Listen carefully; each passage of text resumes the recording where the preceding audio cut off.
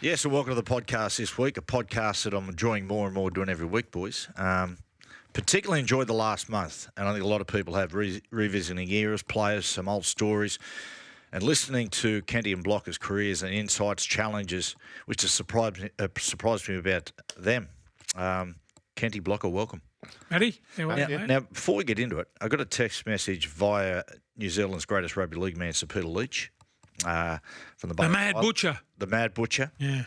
And Sir Peter received a text message late last week from a guy who was doing incredibly difficult in his life. He said the last Wednesday he was going through a particular low point, which was really concerning. And he actually watched the show and he said it gave him an enormous lift.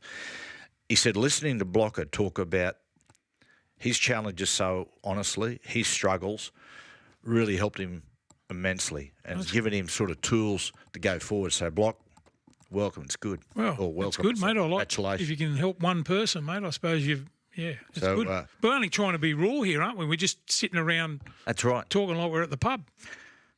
Well, except I got this. Look, schooner of water. Now, part two of the books and films which have impacted us. Last week, Blocker did Any Given Sunday. Kenty talked about the book Absent Friends by Red Smith and how that influenced his writing.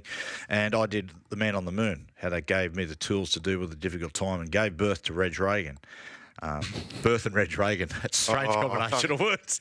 I hope he's still there, but been ugly sight. All right, part two today. Kenty, lead off. Yeah, Matty, I'm going to talk about the movie that sort of had a bit of an impact on me, and it's an unusual one. It's a movie called Hoosiers, and it was released in the 80s, and it's a basketball movie starring Gene Hackman, Dennis Hopper's in it. And Matty, just to tell the story about it. Now, it's basically about Gene Hackman is a college coach. He's a disgraced college coach. You never quite find out what he did. He attacked the player. There's insinuations throughout the movie, but he ends up coaching a little high school at called Hickory in Indiana, which is the sort of the heart of the basketball, of the basketball nation in America. Now, the movie people don't know is loosely based on a school in Indiana called Milan High in 1954, and it's a movie set in the 50s. And the reason I sort of the movie was drawn to me was during the 80s, and that was sort of my formative years. Every sports movie, I was a sports mad kid like everyone, but the sports movies were Rockies. Okay, so essentially they were motivational movies, and Rocky was a fighter who got where he got on effort. It was all on effort. And then this movie comes along called Hoosiers, and Gene Hackman turns up at this little high school. They've only got 7 players. Nobody wants to play. The star of the basketball team's a bloke named Jimmy. Doesn't want to play because his dad's a drunk. And he's embarrassed, and he's just withdrawn in this little town. And Gene Hackman basically goes, and one of the great scenes is he goes and sees Jimmy, shoots a couple of baskets with him, and then says, I don't care whether you play or not, and walks away. And what you begin to see is Gene Hackman is a coach who's got this dark past to some extent, but lives by principles and fundamentals. And that's the way he teaches. So he's not going to pander to this star basketball kid and try and get him back. And what he does, though, he then goes and he starts teaching these basketballers who are still in Indiana farm boys, essentially, but he teaches them the fundamentals of basketball.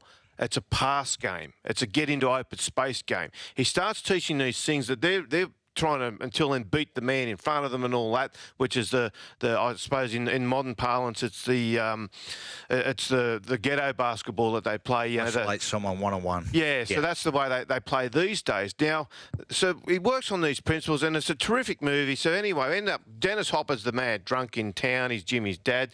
So the Gene Hackman character goes and grabs him and makes him the basketball manager, gives him some responsibility. And with responsibility, he starts to clean himself up. Yeah. And then Jimmy sees what's happening with the basketball team and how the coach is not pandering to him, and that appeals to him. So he comes back to the team.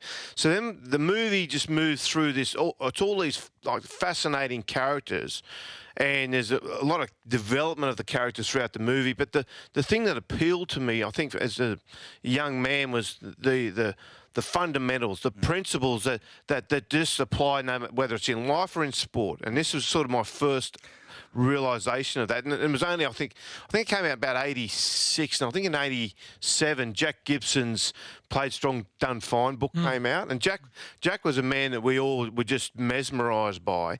And so this book came out, and Jack had all these little, he spent his life collecting little quotes and little aphorisms that just you can take you through life. And so this was sort of, I suppose, as a teenager, something that just to me just showed that there's another way. That, unlike Rocky, where the harder you train, the more successful you're going to be, this way was like, you know what, the smarter you train. That's right. It didn't actually help me any, but the smarter you train, the better you can go. It's interesting, Kenty, in the book, you know, watching it, the film, how subtly he just improves, almost accidentally. Yeah. And they don't realise they're being improved, They don't. No. As you said, Dennis Hopper, who I think Art was almost imitating life a little bit. Yeah. He was, was struggling. He's the drunk, and he brings him on, as you said, of the manager.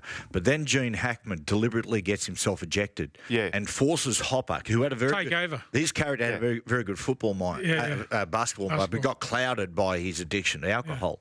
Forces him forward. Yeah. And he goes, "It's your team."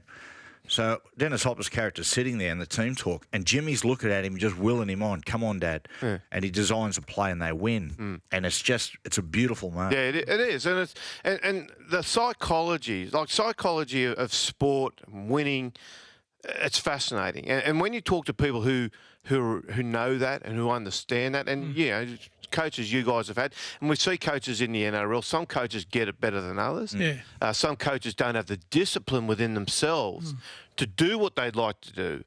Some coaches are all disciplined, and it's simply about the message and how you deliver it. Phil Gould, one of the great stories of rugby league, I think, is when Phil Gould, as an Origin coach, has that ability to sit there, and they used to call his bedtime story in Origin. Tell war-torn stories. Yeah, so the night before a game or 2 nights before a game, he'd pick the moment. From a psychological point of view, he'd pick the moment, the right time to deliver it. Yeah. Deliver it to the team. Generally, it was the night before the game, and every year was a different message, different story, but it just. Yeah, sometimes it's just the simple things. Back in the day when I was playing, we used to have under 21s, reserve grade and first grade. Anyway, coming around the semi-final times, the coach of the under 21 said to me at training, he said, "Mate, would you come in and talk to the boys?" I said, "Yeah, no worries, So come in. And I already had it in my head before training, right? I said, "Hey, boys, follow me down here." So I followed him down. We had this old gym, spit on the floor, and mate, it was all rusty weights and all that. Sounds sort like of a premiership winning gym. So anyway, I take these boys in, and I said, "What do you see?" So this is an hour and a half before the first grade train, right? Yeah. So I'm talking to these guys before they train. So there's Wayne Pearce, Paul Sirinen, Timmy Brasher, Gary Jack, Benny Elias, all training, and I said, "There's your answer." That's right. So sometimes the simple things are the things that get across to you. The more complicated you make it, the harder it is to understand. I loved Gordon's comment on the weekend on the radio show with you, Kenty, and they spoke about different places in the centre of excellence. Yeah. And he said, Brisbane have their centre of excellence, and there's the old rusty place where we won 6 competitions. Exactly. Friday night footy, the main event.